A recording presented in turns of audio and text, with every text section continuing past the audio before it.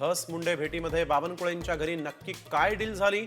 संजय राऊत यांचा सवाल, तर धस भाजपच्या परंपरेस जागल्याचा टोला.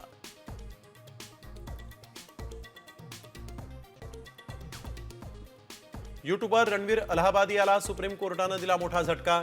भारतात कोणताही शो करता येणार नाही, कोर्टाचे निर्देश.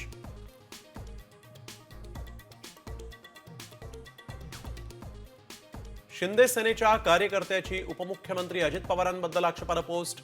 नाशिक पोलिसांनी कार्यकर्त्याला केली अटक. भगूरमध्ये शिंदे सेना आणि राष्ट्रवादीमध्ये संघर्ष विकोपाला.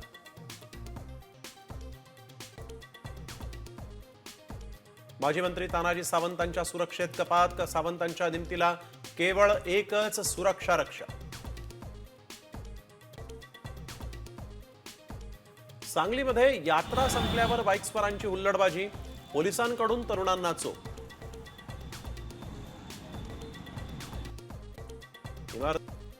ठाकरे बंधूंनी एकत्र यावं. शिवसेना भवनासमोर मराठी सेनेचे बॅनर.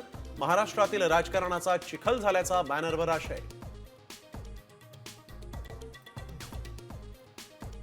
आजपासून फास्टॅग संबंधी नवे नियम लागू. उशिरा पेमेंट करणं आणि ब्लॅकलिस्टेड टॅग असणं नडणार. मोठा दंडही पडणार. राज्यात उन्हाचा तडाखा. पुणे सोलापुरात उच्चांकी 38 अंश सेल्सिअस इतक्या तापमानाची नोंद, तर मुंबईमध्ये पारा 35 अंशांवर.